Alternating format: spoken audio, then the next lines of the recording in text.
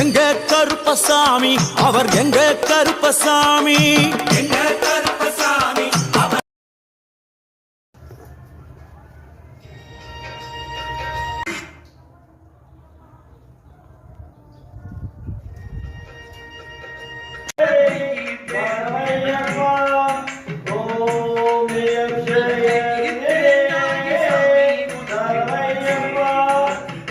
சபரிமலை ஆலயத்தை நிர்மாணித்தவர் விஸ்வகர்மா, அதாவது தேவர்களுக்கு உண்டான ஸ்தபதி. அவரே இந்த ஆலயத்தை ஸ்தாபனம் செய்தார். இந்த ஆலயத்திலே அமையக்கூடிய ஐயப்பன் திருவடிவத்தை முதலாக இங்கே பிரதிஷ்டை செய்தவர் பரசுராமர். கேரள பூமிக்கே பரசுராம கஷேத்திரம் என்கிற ஒரு பெயர் உண்டு. தயார் செய்த